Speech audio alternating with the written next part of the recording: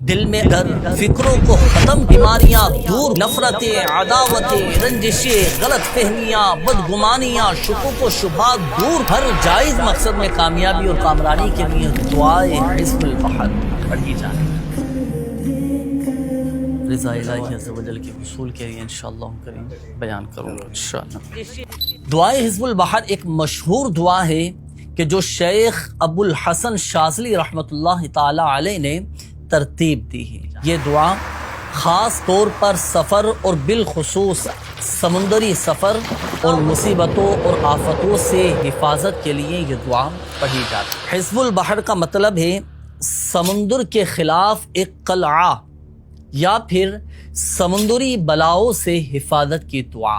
امام ابو الحسن شاذلی رحمۃ اللہ تعالی علیہ کو سفر حج کرتے ہوئے بحری جہاز میں پیارے آقا صلی اللہ علیہ وآلہ وسلم کی بارگاہ سے عطا کی گئی۔ مصطفیٰ جان رحمت پہ لاکھوں سلام۔ ہر جائز مقصد کے لیے اس دعا کو پڑھا جا سکتا ہے۔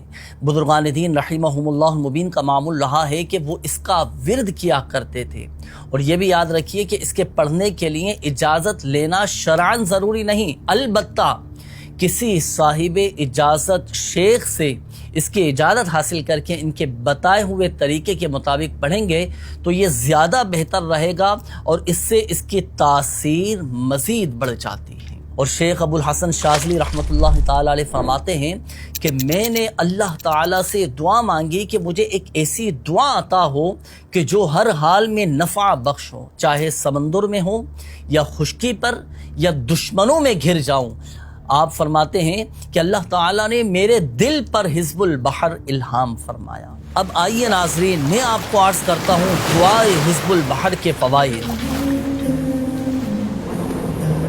خصوصاً سمندری سفر میں آفات اور حادثات سے بچاؤ کے لیے دل میں اگر ڈر، خوف، اندیشہ ہو اور فکروں کو ختم کرنے کے لیے دعائے حزب البحر پڑھی جاتی ہے۔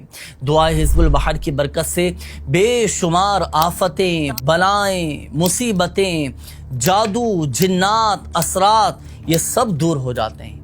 دعائے حزب البحر نہ صرف مصیبتوں کو دور کرنے کے لیے بلکہ رزق میں برکت کے لیے، بیماریاں دور کرنے کے لیے، قرضے سے نجات کے لیے، دشمنوں سے نجات کے لیے، تنگ دستی دور کرنے کے لیے، رشتوں کی رکاوٹیں، بندشیں دور کرنے کے لیے، گھر، دکان، مکان میں برکت کے لیے، گھر کے لڑائی جھگڑے، نفرتیں، عداوتیں، رنجشیں، غلط فہمیاں، بدگمانیاں، شکوک و شبہات دور، ہر جائز مقصد میں کامیابی اور کامرانی کے لیے دعائے حزب البحر پڑھی جائے۔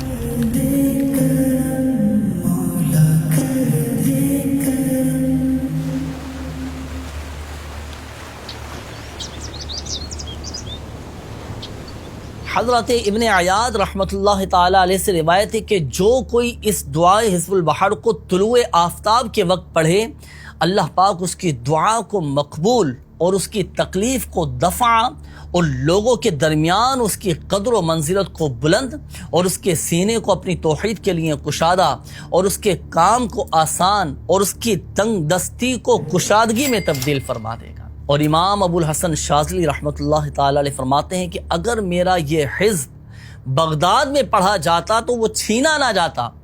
یہ حزب وفا ہونے والا، وعدہ اور حفاظت کرنے والی یہ ڈھال ہے۔ اس کو پڑھنے سے راہ سلوک کی ابتدا کرنے والوں کے لیے اسرار شافی اور نہایت والوں کے لیے انوار صافی ہے۔ جنگوں میں، بڑی بڑی جنگوں میں اس دعائے حزب البحر کی بہت اہمیت ہے۔ یہ دعا ہر مد مقابل کے خلاف دعائے غلبہ اور نصرت ہے۔ اور ایک اور آخر میں اہم بات میں عرض کرتا چلوں، بہت سے لوگوں کی خواہش ہوتی ہے کہ ہم اس دعا کو پڑھیں، تو یاد رکھیے گا کہ سلسلہ عالیہ، قادریہ، رضویہ میں جو بیعت ہو وہ دعائے حزب البحر پڑھ سکتا ہے، بشرط یہ کہ اس کے مخارج، اس کے تلفظ درست ہوں اور کسی عاشق رسول مستند قاری صاحب کو سنا دیں۔ اور جب یہ دعائے حزب البحر پڑھیں تو مضبوط اعتقاد، یقین کامل کے ساتھ، بڑی خشوع و خضوع کے ساتھ، بڑی تضرع زاری کے ساتھ، بڑی عاجزی اور انکساری کے ساتھ اللہ پاک کی بارگاہ میں یہ دعا کریں، اللہ پاک اس دعا کی برکتیں ہم سب کو نصیب فرمائے، آمین بجاہ النبی الامین صلی اللہ تعالی علیہ وآلہ وسلم۔